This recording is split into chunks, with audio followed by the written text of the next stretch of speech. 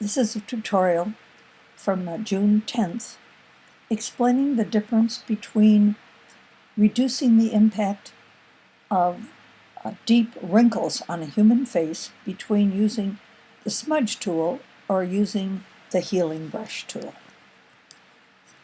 So we'll begin with the Adobe software you're using and go to File, Open. And we're going to go back to the lesson of the 3rd of June from last week. And in that lesson, you have a folder called Special Tool Images. If you open that folder, you'll find a group of images we didn't work with last week. And the first one I want to look at is called Old Woman Portrait Smudge.jpg. If you will select that one and click the word open, up will come the picture of a woman where the wrinkles on her face have been over accentuated by the flashlight that was on her. So the shadows where these wrinkles are make the wrinkles more apparent. So what we would like to do is reduce the appearance of the wrinkles without totally getting rid of them. They're part of her character. So I'm going to start by trying to do it with a smudge tool. And in order to do that, I need to go over and find the smudge tool, which is located in the Enhance Tools and Elements. And there are 3 grouped together. Any one of those 3 may be visible in the toolbar. I'm going to click on the one visible. And then, in order to make my image fit the image area, it's covering up my option bar. If I go up to the View menu at the top of the screen, and I come down and say Fit on Screen, which is also Control or Command 0 if you prefer the keyboard, it pops back into the space provided for it, and I can see my tool option bar at the bottom. When I clicked on that section of the toolbar, I got 3 tools here at the bottom. And the reason that this sharpen tool was visible was it was the last one I used. Photoshop software will remember the last tool of a group that you used, and it will make that one appear in the toolbar. If you'll notice the pointed index finger, that's the smudge tool. So I'm going to click on the smudge tool, and I'm going to look at the options for it. If you'll notice, there is a way that you could sample all layers. Whenever I see that option, I know that I can work on a neutral layer above the background. So by clicking on Sample All Layers, and then taking your mouse over to the Layers panel and looking at the options for that panel. In Elements, they're up at the top of the panel. In a full version of Photoshop, those same options are found at the bottom of the Layers panel. So I see one that has a torn corner of a piece of paper. And when I point to it, it says Create a New Layer. And that's the one I want to click. When I do that, I now get a very neutral, transparent layer above the background of the image. This means that I can do my repairs and use the smudge tool without touching the original pixels that are in the background. That means if I make errors, I can correct them on a neutral layer, or if I totally mess up, I can delete that layer and go back and start again. It's a way of being non-destructive as you work with the tool. So let's go back over and take a look at this picture. It will be easier to work on her wrinkles if we enlarge the image or zoom into it. Go back to the Tool panel, and at top or bottom, depending on your version, you'll find the Zoom tool. You can also find it by typing the letter Z on your keyboard. And once you have the Zoom tool, bring it over in front of her face and click it 3 times. and enlarge the picture so you see the wrinkles that are to be worked with. And if I want to go to the bottom chin, I have a scroll bar. So I can scroll to whatever area I want to work on. Let's decide we're going to work around her eyes and that area first. So having zoomed in, I'm ready to go back to the Smudge Tool, which is that pointed index finger. And in order to use it, I look at the options for it. I've already clicked Sample All Layers, so I can work on an independent new layer. And the strength tells me how harshly do I want to apply the tool that will help to reduce those wrinkles. I would always start somewhere in the mid-range and find out what works for your image. The size is better controlled by putting your mouse over the wrinkles and deciding that you could size it from the keyboard. And let me remind you that the bracket keys to the right of the letter P on your keyboard will control brush size on all of the tools within Photoshop. So I want this to be smaller, so I go to the bracket. That's the left bracket key, right next to the letter P, and when I hit it, my brush gets smaller. I'm now going to smudge those harsh wrinkles. And when I do it, I smudge it just very slightly and lift my mouse button, move to another one, smudge it, and move to another, and do the same. And when I do that, I blur that tool, that wrinkle. But because your smudge tool also stretches as it blurs, you may not always like the results. Let's go up to the foreground of the forehead, and let's pull along those wrinkles in short strokes, lifting your mouse in between. You don't want to have a long stretch mark. Let's go over and look at her eye, the one that you see on what looks like the left side of the window. And let's, very short and easy strokes, let's stretch a little bit around there. If I want to stretch the crease and above her eye and the eyelid, I need a much smaller brush. So the square bracket key allows me to get very small, and then I can do a little bit of smudging along that section above her eye.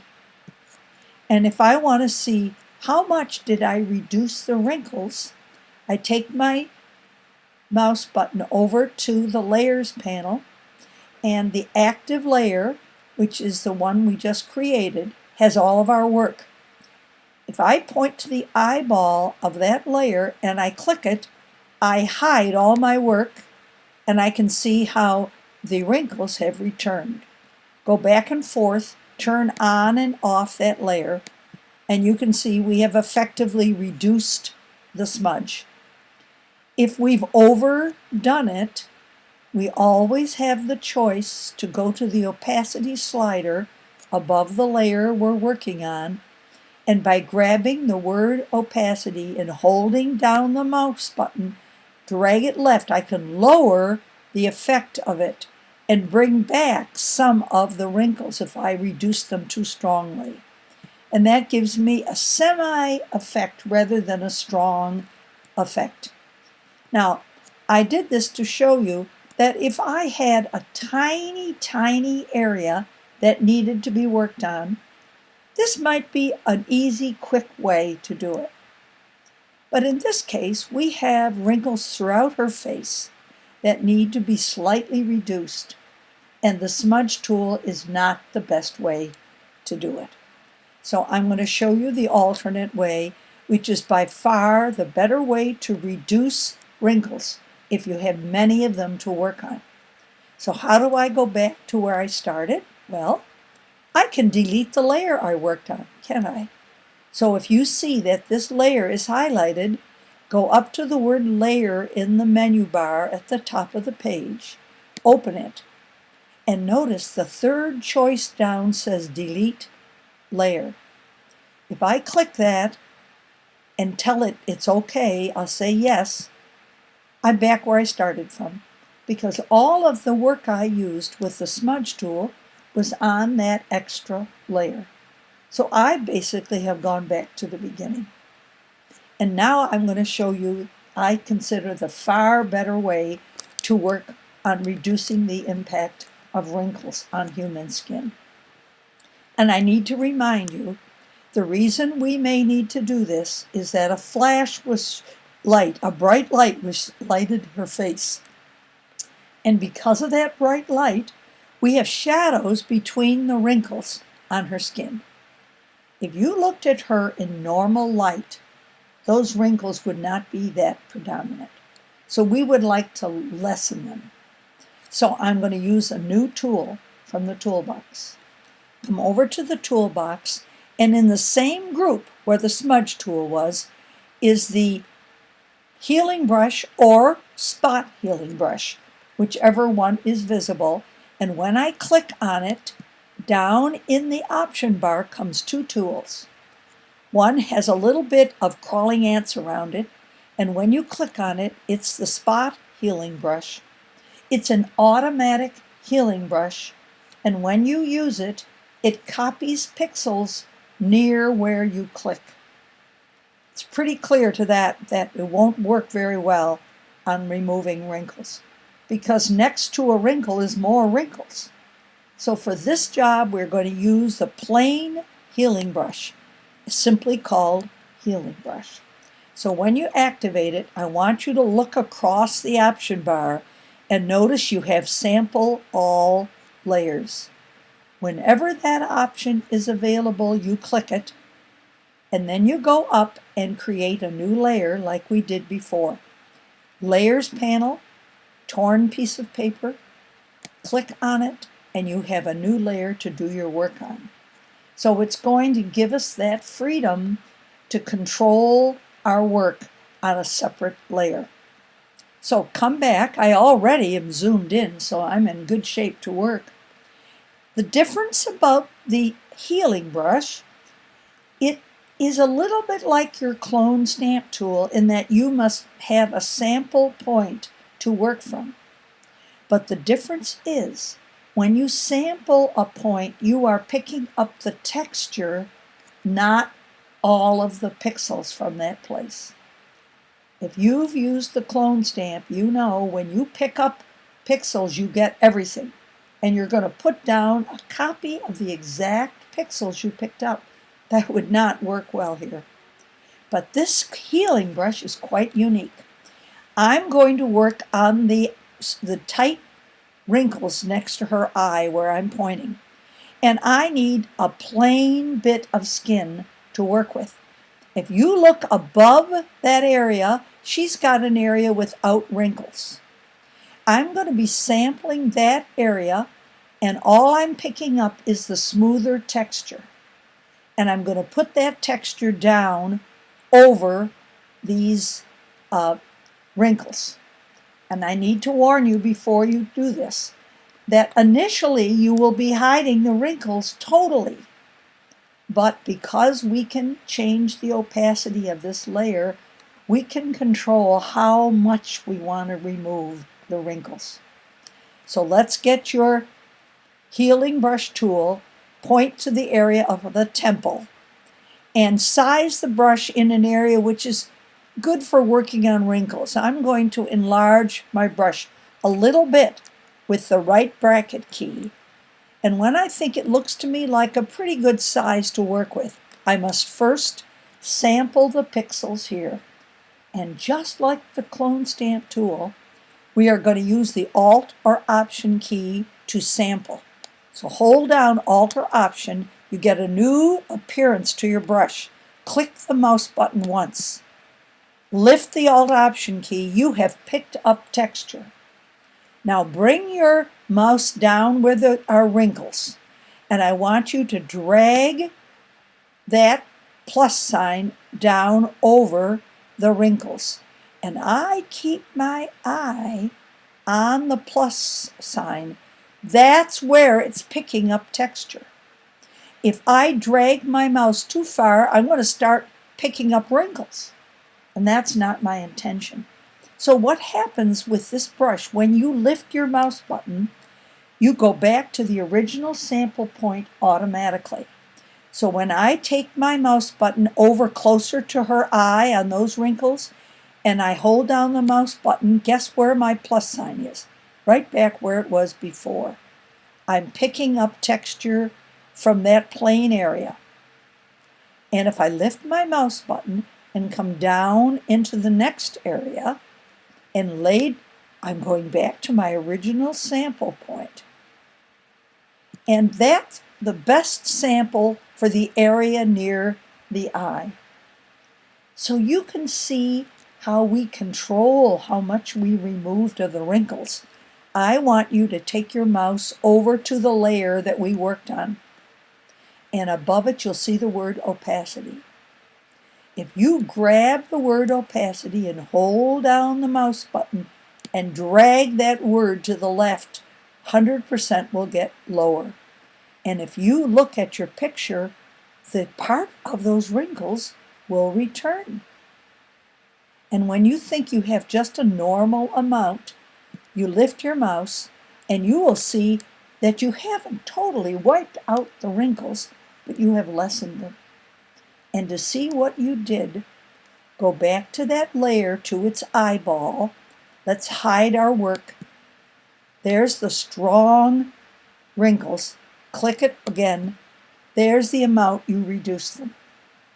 If you reduce them too much, you can go back to the opacity slider and you can change the opacity and either bring back more wrinkles or less wrinkles, depending on where you put the opacity slider and what percent of your work you're using. I do that to show you that we aren't aiming to obliterate her wrinkles. We're there to just lessen them. If I want to start on a new area, I could always add a new layer. Or I could bring my opacity back to 100% and start working on another layer, knowing that I will lower the opacity later. Either way works. If you want to keep your work on one layer, then bring the opacity back and see what happens when you start to obliterate the others. I'm going to scroll my window down toward her chin. And I'm going to work on those heavy wrinkles next to her mouth. They are a little different texture than the area next to her eye. So I want a new texture to pick up. And I'm going to pick up this area below the wrinkles. Can you see how that smooth texture might be better to put down on top of these wrinkles than the texture over here? So I'm choosing that area and I'm going to sample it by holding down the Alt Option key and clicking. I have a new sample point.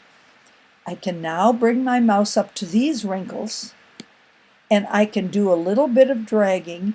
Don't drag too far because your pickup spot is about to go into her neck. Instead, lift your mouse and drag again. And every time I lift, my sample spot goes back to where it started. I don't have a very big sample area, so I keep lifting my mouse button in order to pick up a fresh area.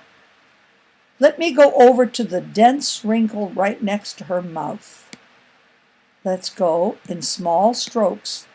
Let's get rid of that dark one. Now we've lost some character, so we're going to go up and change the opacity of all the work we have done so far. Come up to the opacity word, hold the mouse button down, and as you drag it toward the left, look what happens to the work you did. Can you see the wrinkles partially return? It's up to you to decide what looks normal for this person's face. You don't want to take a face that has wrinkles that have been there over a lifetime and make her look like she just had a bit of surgical change. You simply want to say, the light on her face made them look too highlighted. We're going to reduce it. And I'm not going to do her whole face for you because you can work with this your own. I would certainly go up and sample her forehead, and I would work on those, and I would sample the right area. I would work on the little tiny skin above her eye. And remember, if I work on this layer, I might want to put it back to 100%. But you can keep adding new layers for each area of her face. And because these are transparent layers, they're not increasing the file size much. So you could actually have a new layer for every part of her face. And that means the opacity of each area could be slightly different. You might want to reduce some wrinkles more than others. I can see that the wrinkles on her forehead might need less correction. And if I were to put that work on a fresh layer by using the new layer, I now am back to 100% opacity. And I might reduce that, and I might lower the opacity a lot more there than I did in the other spots, because the wrinkles aren't as noticeable. So this is a way of very delicately making this portrait look more natural of the person who you filmed. And it does help for you to study the face of a person you are taking a portrait of and know what it looks like in normal light, so that when you photograph it with an extra light brightening it, you know how to restore it to normal. So this is the way that we work on reducing wrinkles by the preferred method, which is the healing brush. But remember, if you didn't have a whole face to do, if you had one little spot that you thought you would like to reduce, the smudge tool would be fine for a small area.